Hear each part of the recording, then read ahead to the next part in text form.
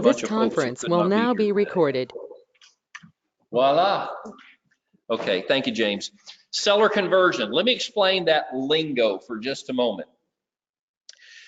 Typically, agents are focused on generating leads or lead generation for good reason, because leads are to our business as oxygen is to our bodies.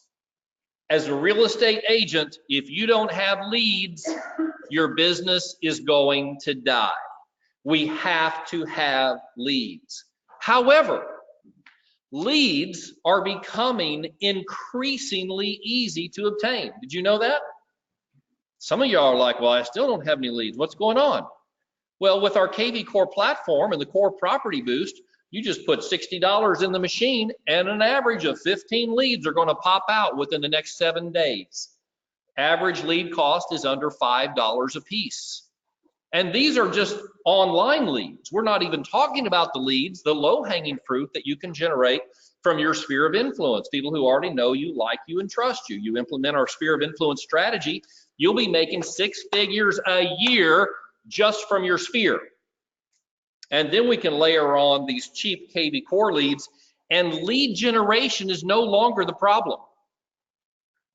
The challenge for most agents is lead conversion. Once we have identified somebody who has a real estate need, it could be somebody we meet at Kentucky Fried Chicken, it could be someone from our sphere who calls us, it could be a neighbor who says they're thinking about selling their house, it could be one of these online KV Core leads. The game is not over. The game has just begun. Because even though they know you and they know you're a real estate agent, quite likely they know 10 or 12 other real estate agents as well. And you have no lock on the business, no guarantee that they're going to work with you. So that's when your work begins. Seller conversion is attracting that seller lead into a working relationship with you. It's the process that you go through to differentiate yourself from the other 10 or 12 agents that they know who may also be vying for that business. How do you differentiate? How do you become the purple cow? How do you attract them to you instead of one of the others? That is the task of conversion, seller conversion. So today, I'm going to walk you through a process, not of lead generation. We're going to presume that the seller has identified themselves in one way or another. So the lead has been generated. What happens next? We're going to start with the listing phone call. When you're calling to set the appointment for the listing, we're going to go through every single task that must happen from that point on. The pre-listing package, the listing appointment, the signing of the documents, the marketing of the property, the negotiating of the deal, the communication with the title and the mortgage companies, all the way through closing and post-closing, creating that client for life situation. The 9-page checklist that I sent out is what we're going to be using as the heart of our meeting today. Now, those of you who are Abby agents and therefore have access to Back Agent got a note from me yesterday to go in and download and print and punch and insert all the documents. Did you do that, Tom? Whoo, I picked the right one. Hold up that notebook, let everybody see it loud and proud, Tom. There we go. It's getting thick. The other side too, the backup, they're gonna see that, show them the cover. Isn't that nice? Abby Realty right there with his business card taped to the front to differentiate from all the others. Nina Kay very graciously printed 5 sets of all the material that we're going to be going through today for our pre-Abby agents or those who've just joined us. John, did you get one of my? You did not. Okay, here we go. And Mr. Nick Butler, I'm qualified. Anybody else not have access? Very much. Anybody else? Okay. Yes, Lori? I'll take one. What claim are you making to this, Lori? You didn't read your email? Your printer's broken? I'm not sure I did not. Printer's broken. Thank you. Okay, printer's broken. Okay, here we go. All right, so if you did not bring one, all is not lost.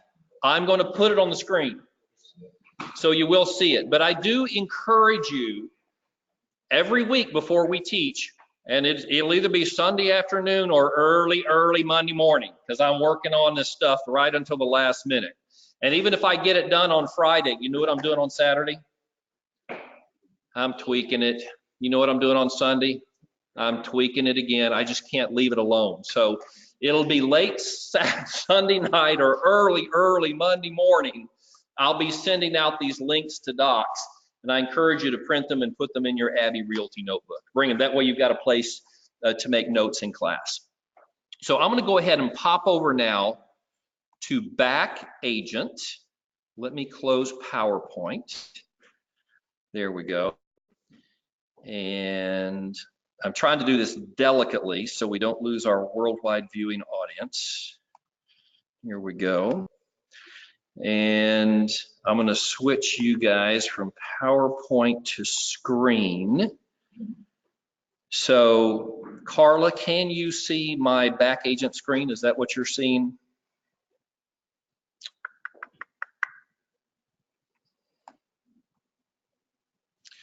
Okay, I'm going to log in, or anybody else who's on a worldwide chat. Yes, she says yes. Okay, excelente. So here we are. Back Agent, I'm going to go to Office. I'm going to open Documents, Abbey University, Lead Conversion. Thank you, James. Seller Conversion, walking right down the path, aren't we? And the first thing I want to do is show you some of these ancillary docs before we get into the actual task list. So I'm just going to open them up, and then you'll see when we get into the task list where they fit into the overall scheme. So the first document is the homeowner and property profile. This is the document that you're going to have. I would say, Tom, even though your notebook's getting tight, print off several of these, put the blanks in there. Because when you come across a seller lead and you have that initial phone call, you need a place to make notes, because you're going to be doing a little bit of a pre-interview on the initial appointment setting phone call. This is where you can put that information. So your name, the address of the property, the appointment date and time, the names and contact information of the sellers. You ask them why they're selling, preferred moving date. Some of these other things you're not going to fill in until the actual listing conversation. But you'll take the same form in and fill it out. Neighborhood amenities, house amenities, seller's estimate of value, trash pickup days. Why would you care about that? That's exactly right. Yard maintenance day, direction the home faces. Again, photography. We want to get that front exterior shot with full sun, if possible. Preferred photography date and time, alarm code, location, showing restrictions. You're not getting this in the initial phone call, but you're going to have this at the listing conversation. CSS instructions, room dimensions, you've got a place to put them right there. So all this is the homeowner and property profile. Does that make sense? You know, one of the worst feelings in the world, if you've been doing this for a while, you've had this experience. You get the listing, you get the documents, you go to put it into the MLS, and you realize you don't have any of the room dimensions. It makes you kind of sick to your stomach. And that's just one example of the things that could be overlooked that are critical to the marketing of the property. The idea or the purpose of this document is to keep that from happening to you. Let's take a look at the kitchen table listing conversation, the very next document. This is a shorthand version. This entire thing, by the way, appears in the task list. But if you just like, I need a refresher, or I want to carry something with me into the appointment to make sure nothing is missed, this gives you the opportunity to do that. And it literally walks you through what to say and what to do at the actual conversation, starting with, thank you for inviting me into your home. Okay, we've left nothing to chance. It's extremely, extremely detailed. And it references, by the way, you'll see on here the other documents that you're going to use at the listing conversation. They're in bold. So the total exposure marketing plan, it shows you when to use that. Staying safe when selling your home. Preparing your home to be photographed.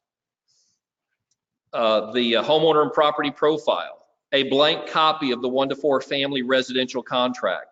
All those things are referenced. Now this document is only 2.5 pages long, as opposed to the 9-page complete task list. So this is just what happens when you step in the door until you get in your car to leave.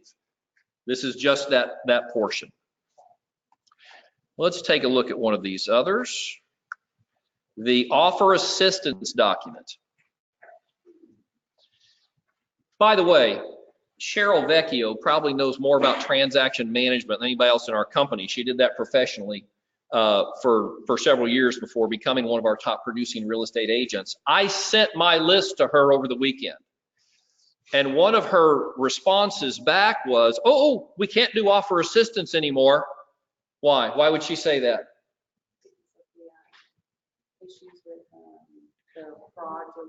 Because we're not permitted to list preferred title companies on the MLS, because that's where the fraudsters are picking up who we're likely to be using. They start imitating the title company and get the buyer to wire the funds to Pakistan instead of to the title company. It's a real deal. When I was selling, I had several of my clients, not one of them sent the money, but they received these fraudulent requests to wire their funds to a look-alike title company. So it's a real deal. However, I was hoping Cheryl would be here so I could tell her this. You cannot put this information in your listing any longer, that we prefer, XYZ title company, et cetera, et cetera. But you can put a comment in private agent remarks. Please reach out to me prior to writing an offer so that I may provide you with an offer assistance document. And then you can email this directly to the buyer's agent. I strongly recommend that each of you do this. And look at the primary sections. Title. We prefer, not we require, not we insist.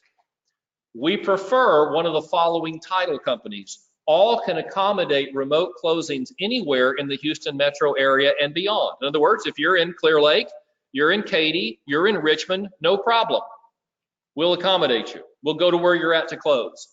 And then I list the contact information for our 3 advertising sponsor title companies. Broker contact info.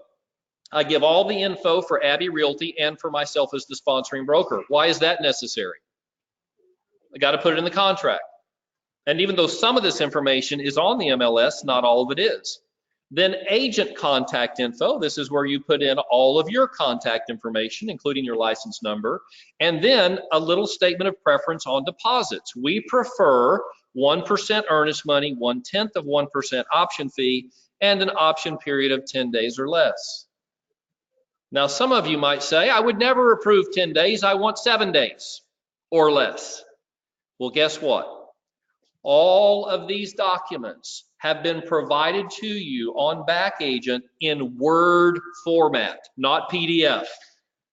So you are absolutely free and able to go in here and customize all of these documents to your liking. That's what you'll do here for name, email, phone, and license number. Robin? Yeah, it's okay to go ahead and put this in the MLS under your seller's disclosure and stuff like that. No, that is what is not permitted any longer. You're not in the contract. No. You cannot upload this as an additional document. Absolutely not. You will get a big slap on the hand. What you have to do is put in private agent remarks this statement. Prior to submitting an offer, please reach out to me for an offer assistance document that will provide helpful information to you. Okay, private agent remarks. If we were to put this in additional documents, we've just given them the 3 most likely title companies that's going to be handling the wiring of funds. That's what we're trying to prevent. Okay? Anybody doing a document like this now? Wonderful. Rob, 2. Okay, see, there's opportunity. We've got, okay, thank you, CJ. Most of us have an opportunity to up our game here. So let's keep going down here at these documents. Prepare your home to be photographed. Some of you may have one of these already as well, but if not, here's a great one to begin with. Inside the home, declutter as much as possible. Put away toys, clothing, dishes, towels, shoes. It's a lot cheaper to put these things away before the photo shoot than to pay them to have them photoshopped after the photo shoot. Okay? Depersonalize to a certain degree, and then I explained that. Removing seasonal and holiday decorations, dust and vacuum, make the beds, clean the kitchen sink, put away the dishes. Do we really need to tell people this? Oh, yes, we do. Oh, yes, we do. Hide the trash cans, put out the guest towels. Remove shampoos, conditioners, body washes, etc. from the shower. They don't want to see that. The buyers don't want to see your stuff. They don't. Your old Bic razor sitting there in a paper cup. They don't want to see it. Don't do it. We know you got it. Just don't put it out. Put it away. And the thing that I tell my sellers, or I used to tell my sellers, was think model home. If you go into a builder's model, what do you see and what do you not see? That's the goal here. And people say, but we live here. Well, not really. It's not your house anymore, right? You've already decided you're moving on. This is the house of the person who's going to buy it. And when we walk in, we want them to take emotional ownership of this house. To say, oh, we could live here. Honey, we gotta live here. That's what we're looking for. So it's not your house, it's the buyer's house. And we need to prepare it in such a way that they're gonna feel comfortable and will take emotional ownership of it. Well, the ideas go on, and then outside the home, some additional reminders. And then right before the photographer arrives, turn on all the lights, turn off the ceiling fans, light the fireplaces and candles, preferably the little electronic candles, not open flames, open blind shades, curtains, clear all cars and vehicles from the driveway and the street in front of the home. People don't know this. We have to cover it with them. Please secure any potentially aggressive animals in a safe location. All right, I'll tell one on myself. I was out showing property up on the lake one day, and I've got my clients in the house, and I hear this roaring from the backyard, and we look out there, and these huge, 2 of them, Doberman pinchers, look like they're bred to rip you to shreds. And I'm thinking, why in the world did the listing agent not warn us about these dogs? Well, we finish our showing. I don't let my clients go in the backyard. I want to keep them safe.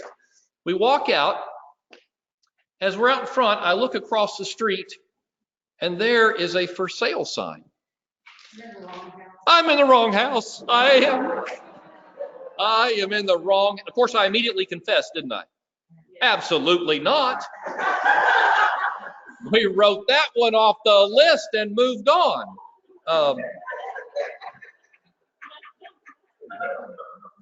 I think we actually did see the one across the street, but I think I covered it like, hey, there's another one. Hey, let me see if we can get into that one. Okay. It happens. It happens. Okay. It will all happen to you eventually. Staying safe. This is the only one of my documents I could not find in Word, and I didn't have time to go ahead and convert it. It's a PDF, but it should work for every one of us. Staying safe when selling your home. Be certain your realtor uses a super lockbox. Never let anyone in who's not been scheduled and approved in advance by CSS. In other words, don't let them just knock on the door and come in. Depersonalize your home by removing family photos and decorative items that contain names of family members. They may think your cheerleader daughter is cute. I want to follow up and get a date. Don't do that. Don't do that. Put away anything that could be used against your family. Password protect all the computers in the home. Don't leave a laptop in there in the office that's open that somebody could come in and search on your password file or download other sensitive documents. Put away bills, calendars, bank statements, other documents that contain personal information. Scoop up a few of those Visa bills as a prelude to identity theft. After each showing or open house, walk through the home and ensure all doors and windows are locked. By the way, that's best practice when we're hosting an open house. It has happened in Houston innumerable times. Somebody comes into an open house, they wander around, they unlock the back door, they unlock a bedroom window, and then come back that night and burglarize the house. Okay, so you check it, you advise them to check it. Secure all valuables, all firearms, all prescription meds, and consider installing security cameras. There you go, that's staying safe. And then I think I've got one more I want to share with you. Looks like I closed back agent by accident. Let's go back in here. See, what was that path? Office, documents, Abbey University, lead conversion, seller conversion. And there is one more, the total exposure marketing plan. I probably get this question more than any other in terms of marketing. What can I do to sell the house? Actually, the question you need to be asking before that is, what can I tell the sellers that I'm going to do to get the listing? Because when you get a listing, you are typically in competition, not so much with a buyer, but with a seller. Typically, they're going to be interviewing several realtors. You need to be able to differentiate yourself at the listing conversation.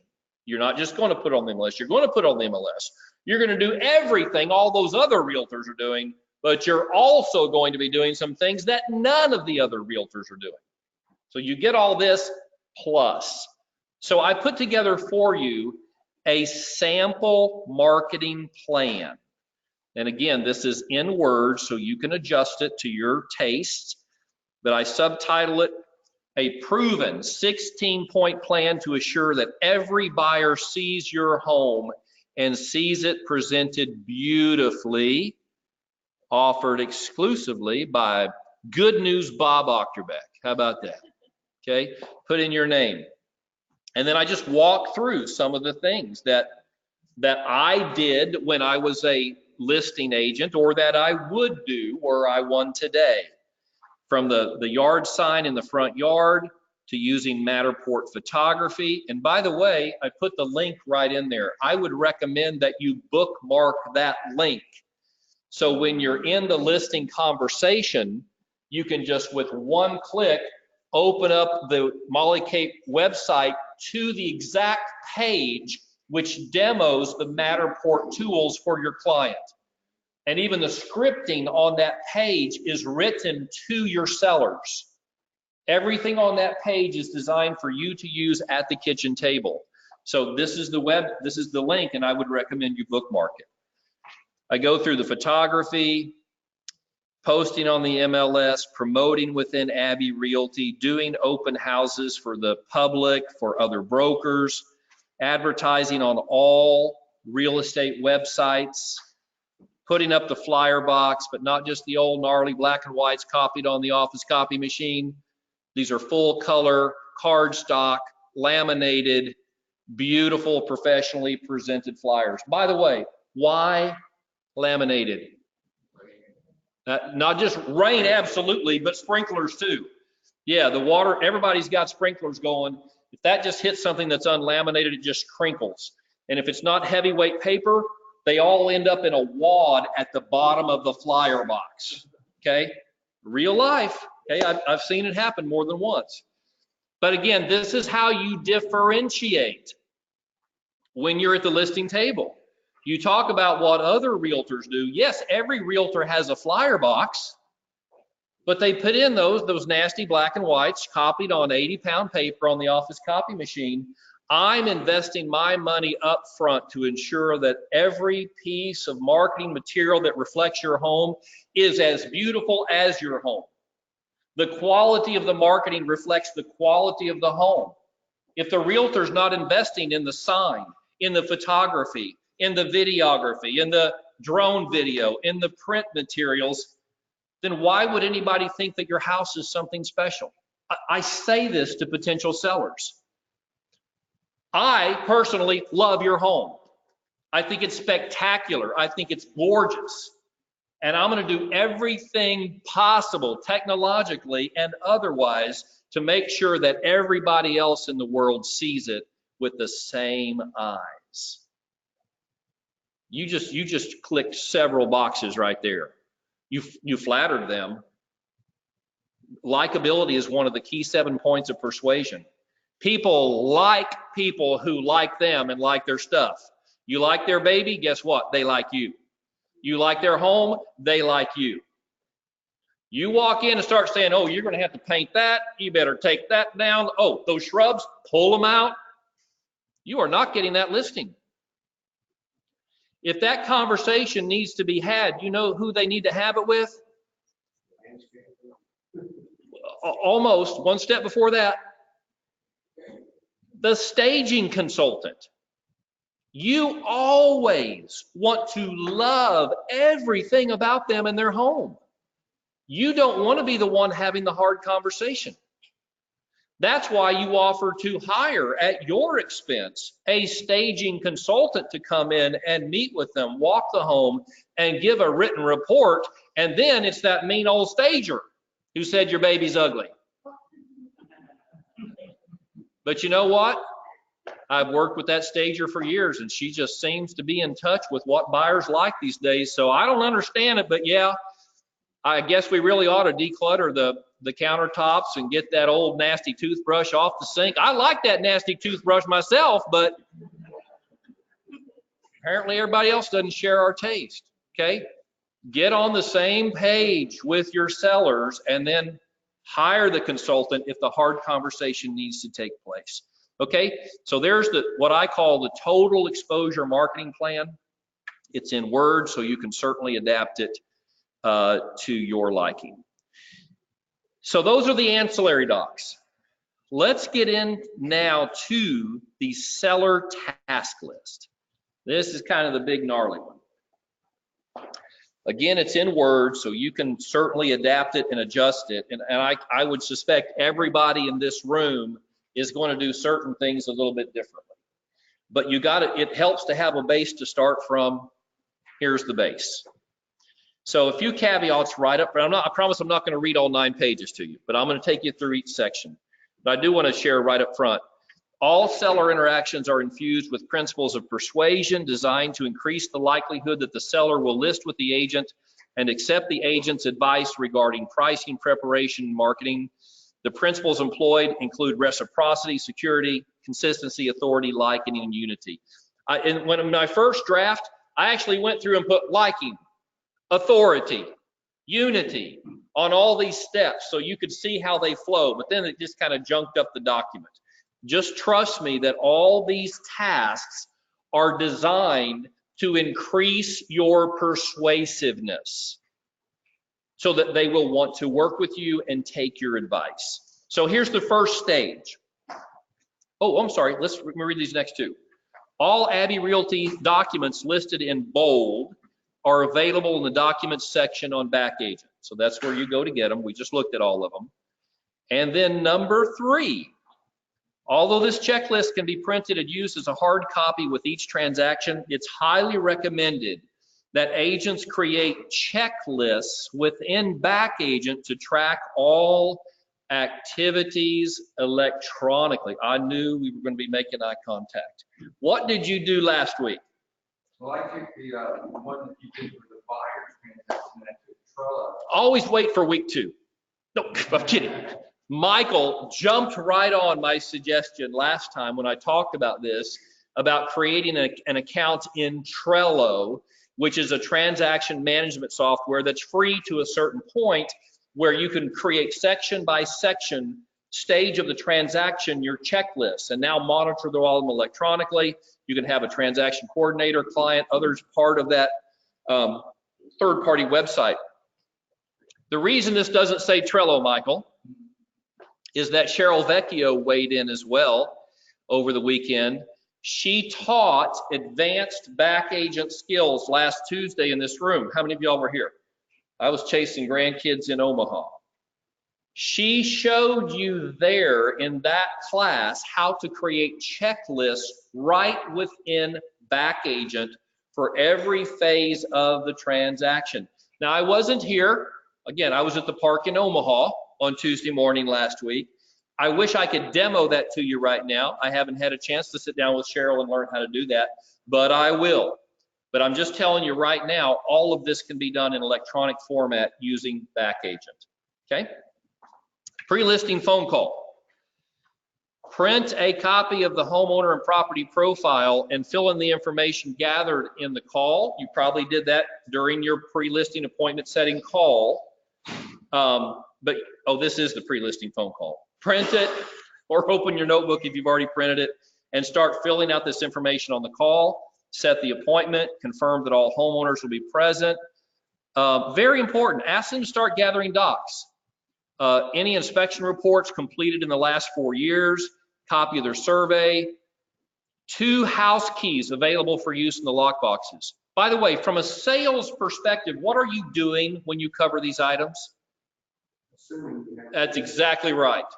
You are assuming that you are listing the house and you are setting yourself up already to begin the marketing of the home.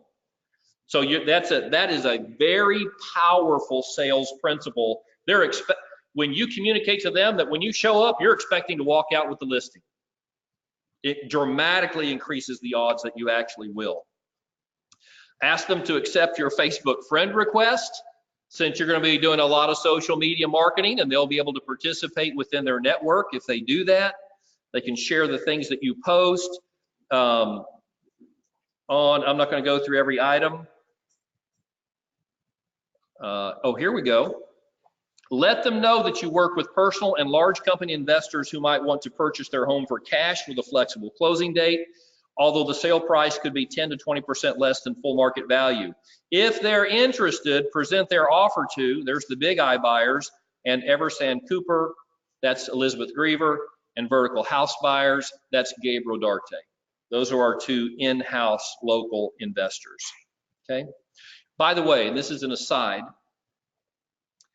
I personally purchased my first iBuyer home yesterday, listed by Opendoor. Some of y'all know personally, Mary and I moved in August. We downsized to Creekside to a townhome so that we could see our daughter Abby's apartment. We have to be close because of her special needs. But with the intent of buying a townhome for her and her fiance on our same street. Yesterday, we were able to purchase a townhome for her right next door to us.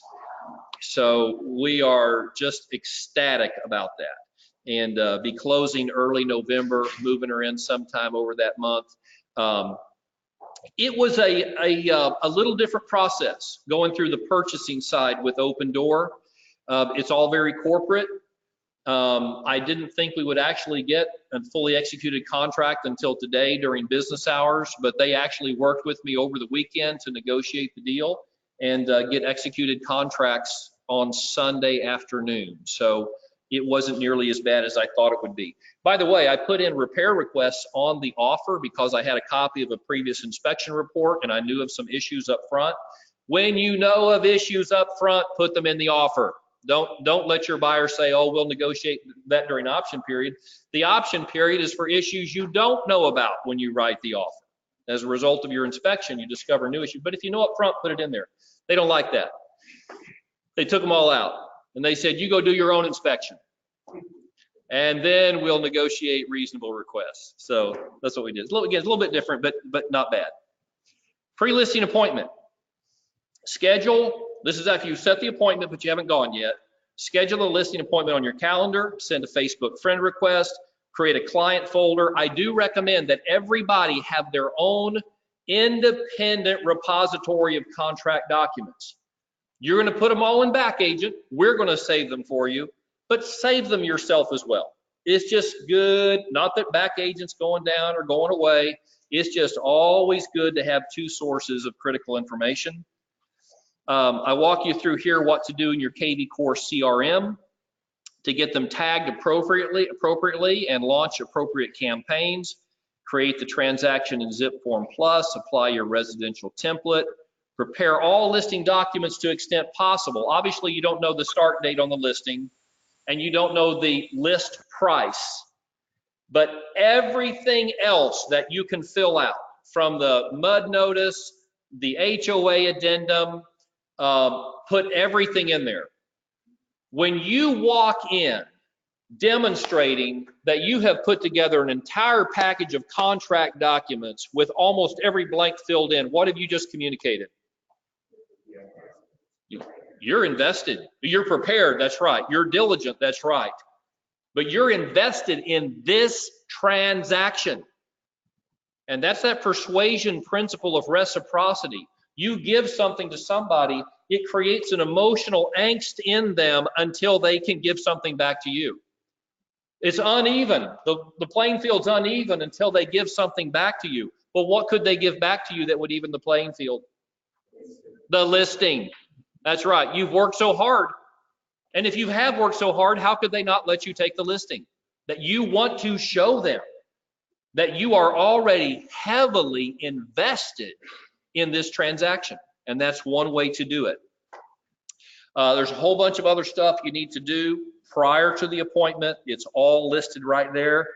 On the pre-listing package, the last item on the list, personal brochure including bio, resume, reviews, and marketing plan. That's the personal brochure that I always teach everybody. Every agent ought to have one. This is the 11x17 cardstock, beautiful, printed, laminated, where you tell your whole story. You've got some reviews and sample marketing materials. A pre-listing letter. This says 33 pages. That's because I have a sample pre-listing letter in Backagent. You can access it there and customize it to your use. If it's too much, don't use it, but I put it here. I'm trying to give you more rather than less, give you options. All listing documents, including relevant disclosures. Obviously, the seller's disclosures are going to be blank, other than the property address and the seller's names, because it is the seller's job to fill that out, not you, but you're going to take them with you and help them complete them, because they may not know what some of those items are.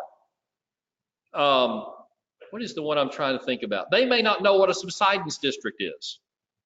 They may not know what a sump pump is. So you can walk them through some of those things as they fill it out. Sample marketing materials that you've used in the past. When you have new flyers printed, property flyers, and they're beautiful, don't put them all at the property. Take 3 or 4 and tuck them away so that on your next few listing conversations, you can provide hard copy samples of what you're doing. Abbey Realty info page.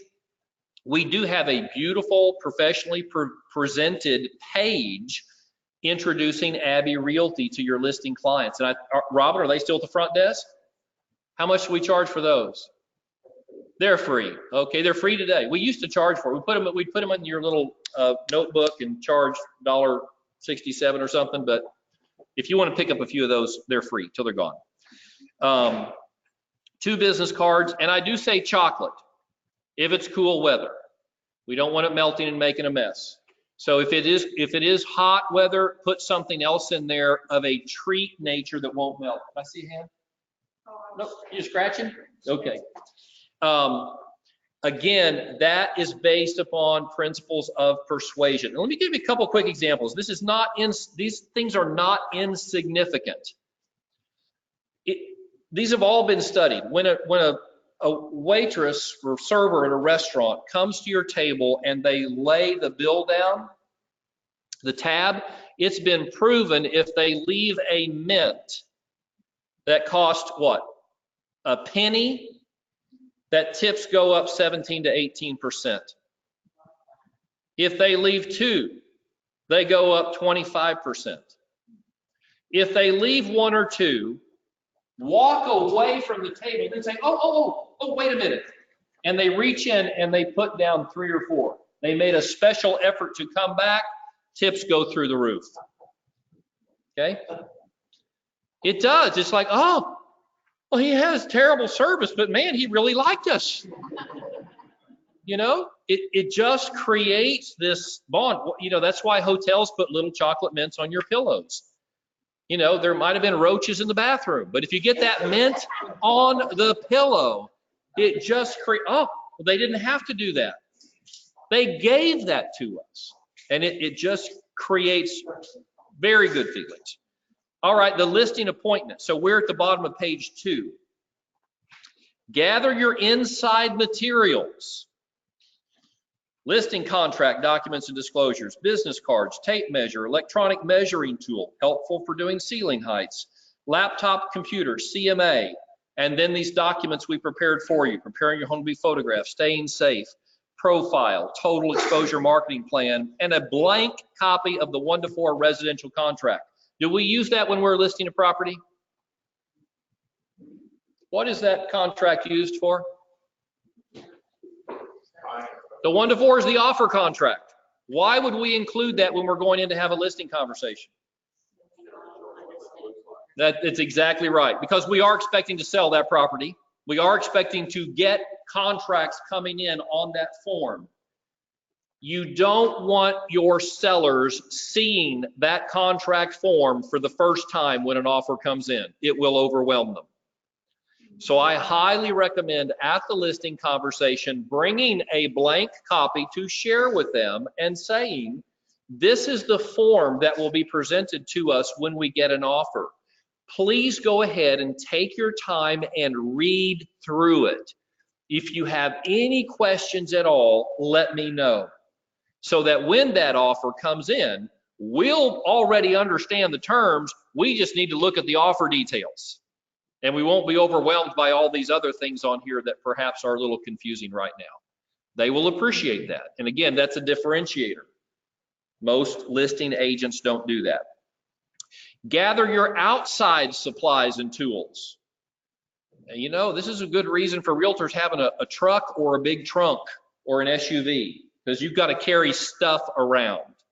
Here's some of that stuff: a yard sign, coming soon rider, sold rider, flyer box, zip ties for the flyer box, sledgehammer, especially in the middle of a dry summer. Whew, might need a power auger to go down there and get into the ground. Windex, microfiber towels, panel clips. That's what attaches the panel to the post. Yes, Ed? One thing that helps in dry weather like that is if you bring a bottle of water from the bottle over there, screwdriver and all screwdriver. Yep, start poking it down. Yeah. Gosh, where were you all those years, Ed? I just thought I needed a bigger hammer. And I did. I've got hammers in all sizes. In the summer, I've got a big old sledgehammer. I'll be doing this. You know what happened? The ground is so hard because I didn't use the water trick. I will literally bend the steel stake before it will drive into the ground deep enough to really keep that sign from going over. So that's a great trick. Bottle of water and a long screwdriver. That may be on my next list, Ed. Was that okay? What else do we have on here? Panel clips, spray paint for signpost touch-ups. By the way, I make a big deal when I install a sign. I mean, it's like a Broadway performance. I invite the sellers to come out and watch me sometimes, because I mean, it's a big deal. I get that, you know, from getting it in there. I have this this level that wraps around the post, so I can see its level coming and going both different directions. Then I Windex it all down, and I get my towels and I shine it out there. And if you got an aluminum post, they chip. So I got my spray paint and I come down here. I'm so glad Michelle Eubanks is not here today, because she would tell you about the time she went with me and I oversprayed my truck. Don't park next to the sign if it's windy and you're doing touch-up paints. I did it. But I make a big deal out of it. And then I take pictures of it and I put it on Facebook. And I talk about the fact that nobody else in town has as beautiful a sign as what I do to market the properties of my sellers. Okay, make it a big deal. It's a differentiator. Who else is doing that? Or if they're doing it, they're not talking about it. And it's a sorry dog that won't wag his own tail. You got to, if you're doing something good, you got to let people know about it because nobody else is going to let anybody know. You got to let them know. Wash your car, arrive early, drive the neighborhood, wear your name tag or logo apparel, ring the doorbell, not early. You are not showing eagerness if you ring the doorbell early. You're just interrupting them in their pajamas. The pizza's still on the coffee table and they won't appreciate it. On the minute, ring the doorbell. Establish rapport, assess condition and amenities, identify what needs to be done to get the home in show and sell condition. You're not telling them this, you're just noticing, okay? Follow the outline provided in the kitchen table conversation guide, and then update the homeowner and property profile as you go. So I'm at the middle of page 3. Starting here is an actual duplicate of the kitchen table conversation guide. But I put it in the big task list, so you've got it in 2 different places. I'm not going to take time to go through the conversation. That's not what this class is about. But I am encouraging you strongly to read this. Read every item on the checklist. Every item is there for a reason. And you will have no concerns going forward about what you're going to say when you show up at their house. Literally from first greeting at the front door to how you get to the kitchen table, how you discuss pricing, how you present negotiations, how you do the assumptive close with the documents. And oh, speaking of assumptive close, here it is.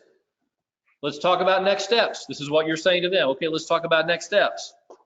And you're going to talk about staying safe when selling their home. What other agent does that?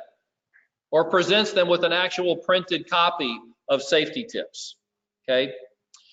Schedule your photography appointment. Log in right there with your laptop open, mollykatemedia.com, and you can pick the day and time that works for the seller. So go ahead and get it scheduled. Decide on the listing activation date. And I just put a reminder in here. Thursdays have been statistically proven to be the optimum day to start a new listing. The homes sell quicker and they sell for more money if you'll start on a Thursday. Explain that it's very likely that they will be inundated, that you will be inundated, the agent inundated with lowball offers. How many of y'all have taken a listing in a preferable price range recently? You know what I'm talking about. You listed at 275. The market value is 270. And the offers come rolling in, 135, 140, 142.5. By law, what do you have to do with every one of those offers? And how does your seller feel about that? How do they feel about you bringing them all these offers? You do not have to present those offers if you get written permission from the seller to reject offers below a certain price point. I strongly encourage you to do that at the listing conversation. And there is a place on the homeowner property profile for them to go ahead and they list their price and they sign their name. And now you have it on the profile and can just reject those out of hand. Let's go down towards the bottom. Install the sign. And if you've been around Abbey Realty for a long time, you've heard this many, many times, but it bears repeating because I'm not seeing a lot of these photos on Facebook. I'd like to see a lot more. Install the sign and bring the family out for photographs. Take photos of the family. Kids and dogs are a plus, and I mean that. If they don't have a dog, go get one from the neighbors. Very, very important. People love kids and dogs.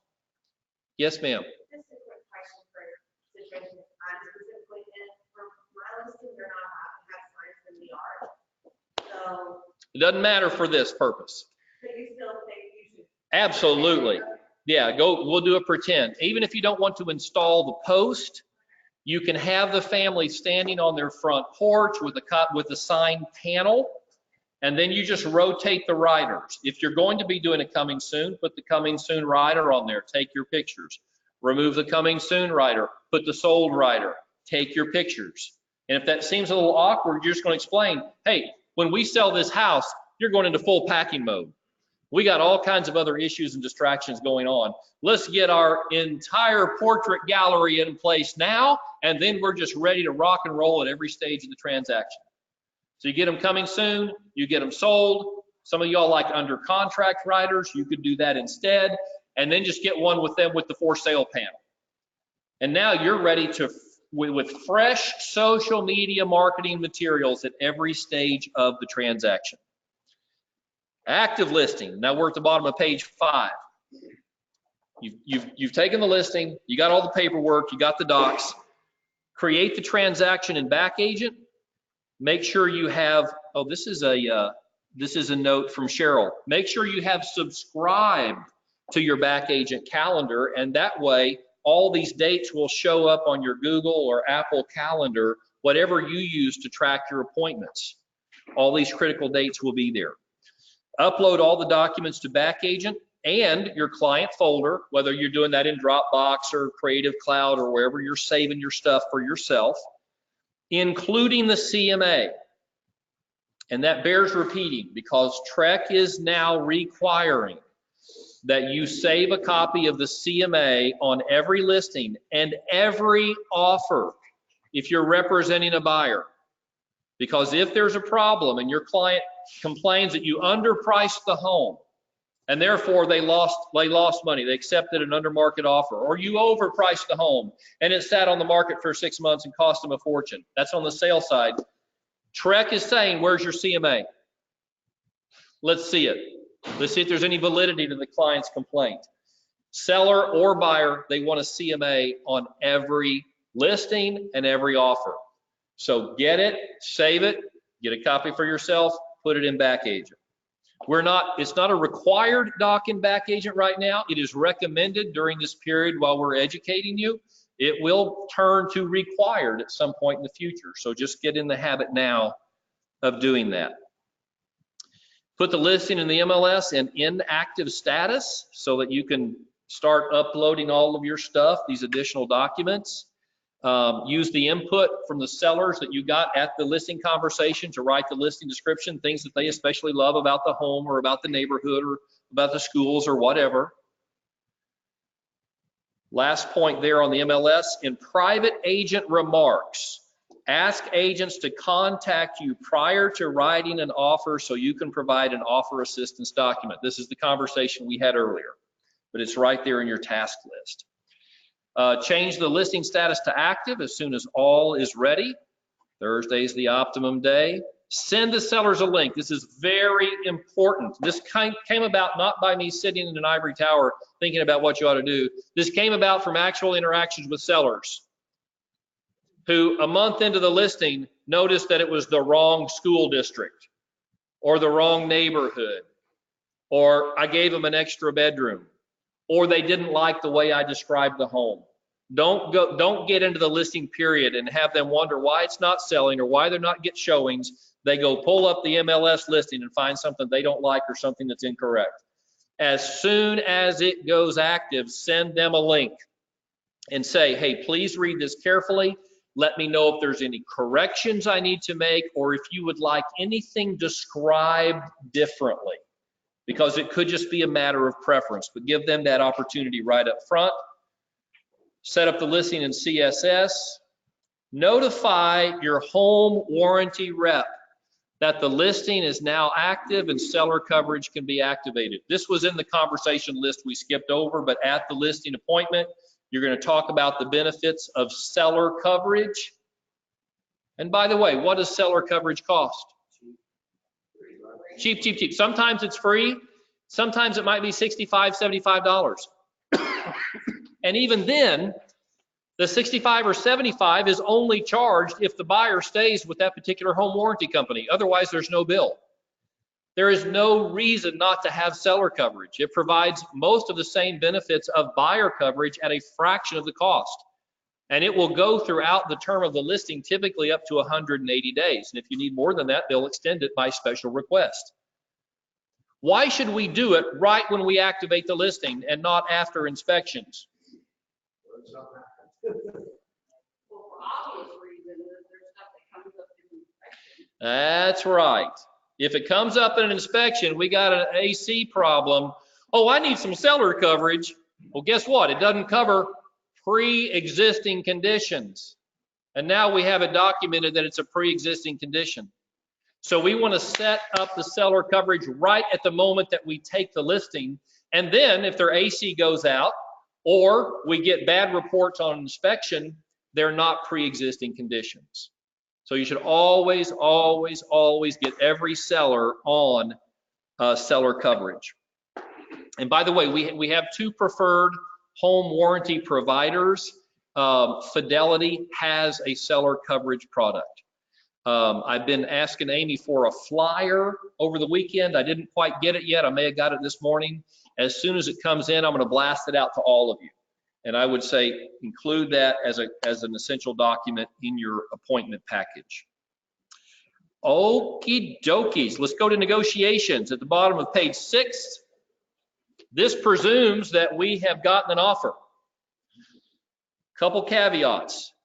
Do not accept or negotiate any offers verbally. Okay, let me explain that. That's initial offer. Don't let an agent call you up and say, hey, I've got a client who really likes your home. They want to offer $225. How would your seller feel about that? I have no idea. Put it on paper and I'll be glad to present it. Don't start negotiating or presenting a verbal offer. Do not do it. They'll get your seller all hyped up and all excited. You'll think you have a deal. And guess what? I'm not kidding you. 9 times out of 10, the offer never, ever comes. Don't put your seller through that. Insist if they want to make an offer, they put it on paper and submit it the right way. Reject any offers that come in under the seller's minimum consideration price so you don't irritate your seller. When you get a written offer, here's just some suggestions. Respond warmly to the buyer's agent, even if it's a lowball offer, even if you feel like your seller's not going to like it. Respond warmly. There's always an opportunity for negotiations. And why be crabby anyway? Life is too short. Put some sugar with it. There you go, Bob. It's exactly right. Put some sugar with it.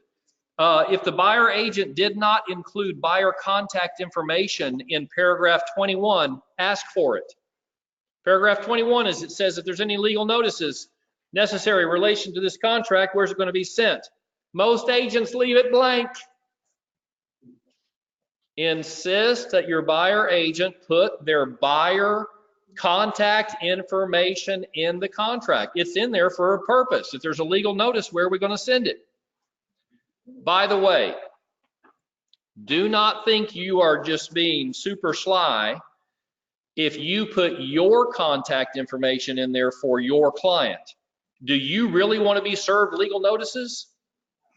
And what if you happen to be on a cruise that week?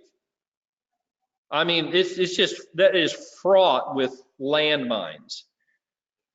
So we want it for the stated purpose, but we have another purpose in mind as well. You'll see this when we get to the very end of the task list. By the way, what has NAR told us to be a fact about agent communication with their client after the sale? It's non-existent. They disappear. Most clients have a great experience with their agent, and a year later cannot tell you that agent's name. We had a good experience. Gosh, she was cute, he was nice, but whatever, I don't remember. I don't remember their name. So what we're going to do is adopt the orphan client. And we have to have their information in order to do that. We're going to get it from paragraph 21. Now we know what their new address is going to be because they're buying the house. But we'll also get phone numbers and email addresses from paragraph 21. We don't want any buyers being orphaned, right? It's sad. They make TV commercials about these kind of things. They play symphony music in the background. It's a tearjerker. So we're going to adopt all of them. We're going to begin communicating with them so consistently in a way that they see value in, that a year after the closing, they will think that we represented them in that transaction. I promise you that will happen because you were part of it and you stayed in touch. You are the one that they'll remember. If the buyer is obtaining financing, contact the lender to discuss the buyer's qualifications. Is that legal? Can the listing agent contact the buyer's lender? On what basis is that legal? It's in the what contract? It's in the third-party financing addendum. Absolutely. I've had buyer's agents, Abby agents, get offended that the listing agent wants to talk to my buyer's lender. Well, guess what? They have every right to do that. And as a due diligence listing agent, you absolutely should be doing that. Some of the mortgage companies will screw up deals, particularly if they're out of California or Nevada, or if their initials start with Chase or Bank of America or Wells Fargo. They just don't care. They are too big to care, and they'll miss closing dates. They'll have moving trucks sitting out in front of a house for 3 days. It matters who they use. So I give you some tips here on how to navigate that process. Under contract. So we got an executed offer. We are headed towards closing. Upon execution, middle of page 7, of a written offer by the buyer, immediately insert the effective date into the contract and email copies of all fully executed documents to the buyer's agent and the title company. That should say upon execution of a written offer by the seller, because it comes to us signed by the buyer. Robin, would you remind me of that? I'll tweak that.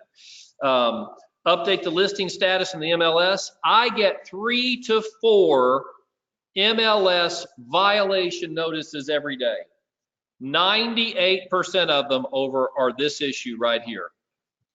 An agent gets something under contract, they forget to update the status in the MLS, or it closes. That's typically when it happens. Because when you set it up, when you change it to pending status, you put a projected close date in the MLS. If that close date comes and goes and there's no status change, the MLS presumes it closed and you just simply haven't updated it. So I get these violation notices multiple every day. So please be careful to do that. Create social media posts using the family photo with the yard sign and the sold writer. This is personal preference. Some agents love to put under contract. I love to put sold, because that means I was a successful agent. And if it goes back on the market, I just take it off. But people don't necessarily know what under contract means. They know what sold means. And especially if I'm taking listings in my geo farm, where I'm trying to prove that I'm the most competent agent in that geographic area, in that neighborhood, I want sold on there. I want that sign of success. Tells you what to do if option fees are not received, if earnest monies are not received on time, when they are received, what you're supposed to do with them, in terms of who receives them, who receipts them, what to do with the receipts. Schedule all critical contract dates on your calendar.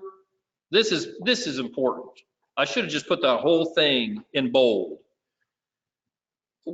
I've had gnarly issues, lawsuit type issues over agents missing dates. Option periods comes up all the time. You're representing the buyer and you let that option period expire without having a repair amendment negotiated, you should be sued. That's your job. You're the professional. You're supposed to manage these dates. You're representing a buyer and you let the financing period expire and they don't get final approval and they lose their earnest money because of it, you should be sued. That's your job. So this is why it's on the checklist. When you go under contract, you need to put all these critical dates on your calendar and monitor them. Make sure that you're getting ahead of the game and getting everything done prior to those deadlines. By the way, if you're representing a buyer and that option period is coming and you're not getting a response from the listing agent, it's not okay just to blame them. it's still on you, and your buyers have still lost out. So best practice, this is not a buyer class, that's why it's not in the checklist. When your buyers sign the repair amendment, best practice, have them sign an earnest money release and notice of termination at the same time. And that way, if you're not getting a response from the listing agent, they're out in Fredericksburg and don't have good cell service, some kind of cockamamie excuse like that, at 4:45, you can send over the buyer's notice of termination and the earnest money release, and you have done your job and protected your client. That deal can still come back together. It can come back on the same terms, but now your buyer is not obligated to purchase a house without the required adjustments on the finances or the repairs that were critical to them. Does that make sense? Get the earnest money release and notice of cancellation at time of repair amendment. That's high level stuff, but it will be serving your clients at the highest levels. And I can't encourage you strongly enough to do it. I tell you what to do with these amendments. If they include financial information or if they include repair information, some of them you want to send to the mortgage company, some not. Some you want to send to the title company, some not. And I go through the different scenarios here in the checklist so that you don't get yourself over a barrel where it's the day of closing and the lender's wanting to send out an inspector to make sure the repairs were done. Or as I publicly confessed, when I sold my home, the Bank of America lender came back the day of closing and wanted receipts from a licensed roofer that the repairs had been made. What's the problem with that? There are no licensed roofers in Texas. It's not a licensed activity. It's not a licensed profession. But Bank of America is based in Charlotte, North Carolina, and in North Carolina, they license roofers. Yeah, so there's all these kind of issues that are in play. So in that case, the buyer's agent, there was no financial components to the repair amendment, to the amendment. It was just repair requests.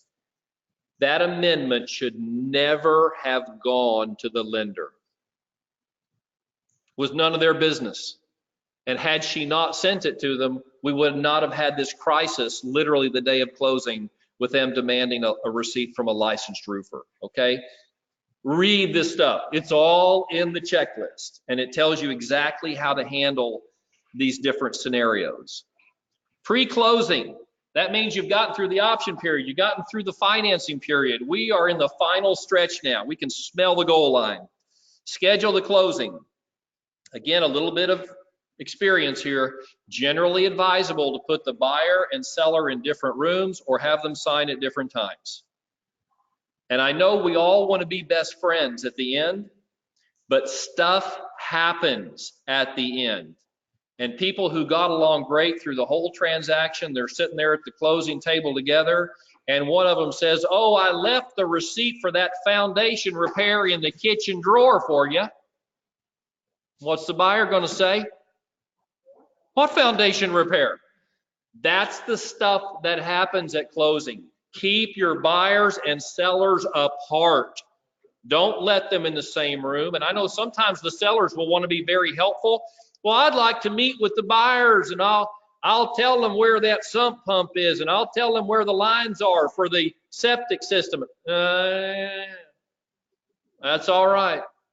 We have an inspection report. We'll have the inspector show us all that information. Keep them apart, okay?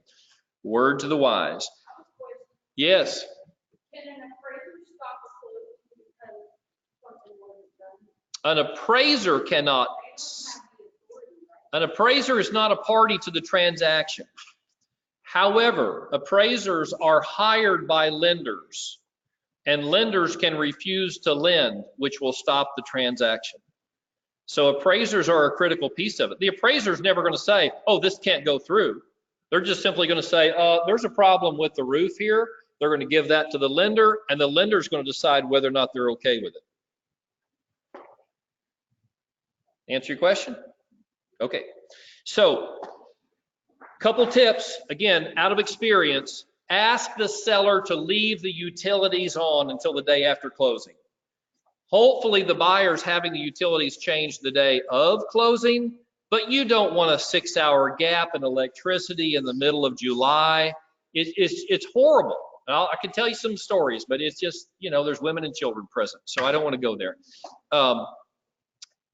If it's on a Friday, ask your sellers to leave the utilities on through Monday. So there's not some snafu and the buyers have to sit there in a hot house, perhaps even with no water, no running toilets until Monday, okay? The buyer should be doing it all the day of closing, but just in case, give them that little bit of wiggle room. At closing, here we go. We are on page 9. Y'all are being troopers. Work with the title company to create a celebrative atmosphere, balloons, champagne, photos, etc. A lot of title companies have got like a wine cellar back there in the storage room. You just tell them they'll bring out a bottle of wine or champagne or something. You don't even have to pay for it. Let the escrow officer take the lead in presenting documents. This is their party. This is their area of expertise. You're kind of like the father of the bride at the wedding, okay? Kind of a useless piece of furniture. Unless somebody needs money, okay? Then the father of the bride writes a check. That's his role, okay? You're there just in case there's a problem, there's a question, something comes up and the escrow officer can't handle it, you can be there to explain it and handle it. But 97% of the time, you're just there to celebrate and congratulate and get pictures and slap them on the back and give them a nice gift and ask for referrals. Okay, that's it. If you've done your job, escrow company's done their job, it should be a very smooth process. After the docs are signed, present your closing gift and thank you note. Inform the sellers that they'll be receiving a survey from your broker regarding your service. Let them know you'd really appreciate their honest feedback. The sellers will receive this survey automatically from Testimonial Tree to the email addresses you put on the seller's profile and back agent. It happens automatically. Okay, now don't panic. If it's a 3-star or less review, nobody sees it but you. If it's 4 or 5 stars, then it's going to be blasted out to the social media world automatically, to all the accounts that you set up in your Testimonial Tree account. And by the way, we set up Testimonial Tree in week 2 of Abby Fast Start, which is this Friday. Thank you, Lori, this Friday. So even if you're an experienced Abby agent, but you've never set up your account, come this Friday afternoon at 1, and Cheryl will help you get all set up there.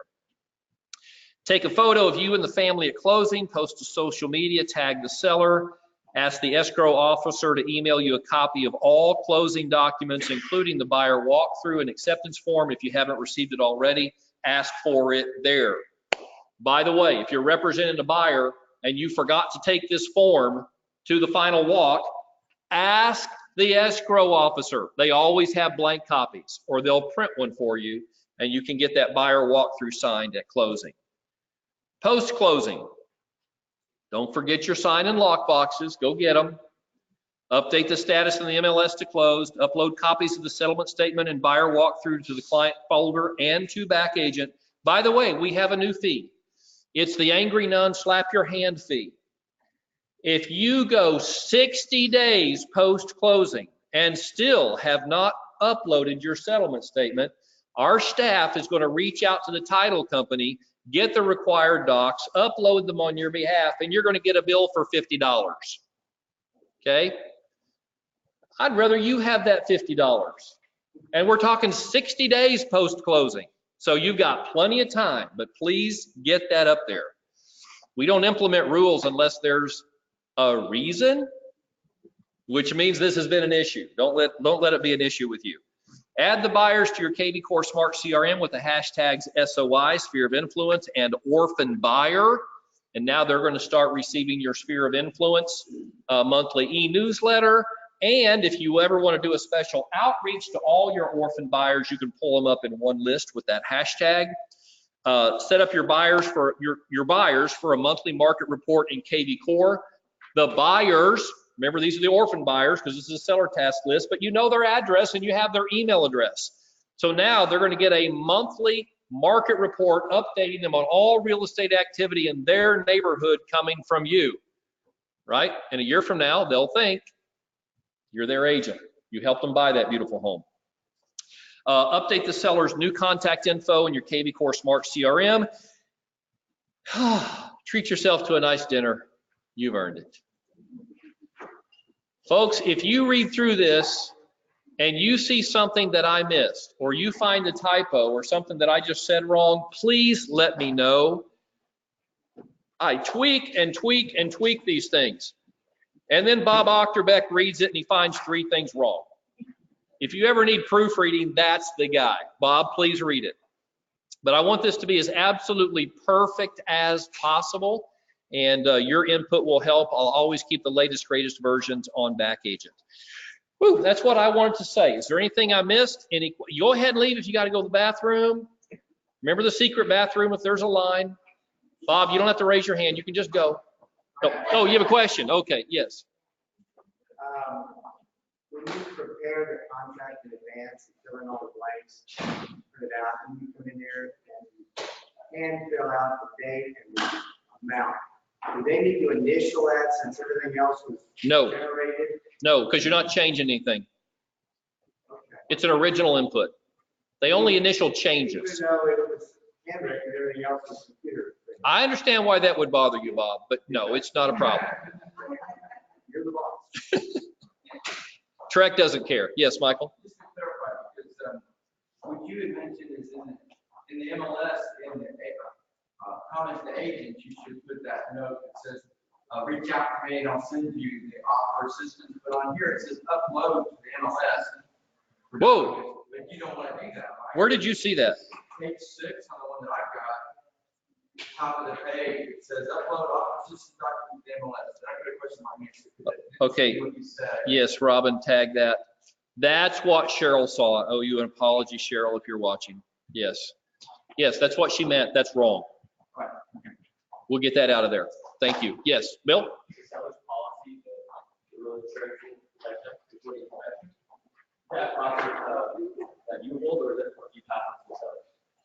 So it is a contract between the seller and the home warranty company. You are technically not a party to that. Yes. Yes. Oh, yes. Their brokerage is requiring that form too. It's almost more of a protection for the listing broker than for the selling broker. So we ask for it as well on the listing side. Yes, so always be prepared to share that. Okay, guys. I know this, but you might see other people, you can share the inspection report you should when you get. Yes, absolutely. As the buyer's agent, please always send that inspection report in full to the listing agent, whether they want it or not. They might be mad, they may call you names, it's happened to me, but it's the right thing to do. Okay, guys, God bless you. Thank you for coming. Let's go sell something. It all shuts down if we don't sell something. Come on. Thank you to all 12 of you for joining us online. I'm going to go ahead and stop the recording, and we'll see you soon. Hopefully what? Because I was writing it as fast as I could. You can read my handwriting. Yes. Yes. Thank you. Is that my notebook or yours? Yes, it's yours. Okay. Perfect. Thank you, Don. Let's see.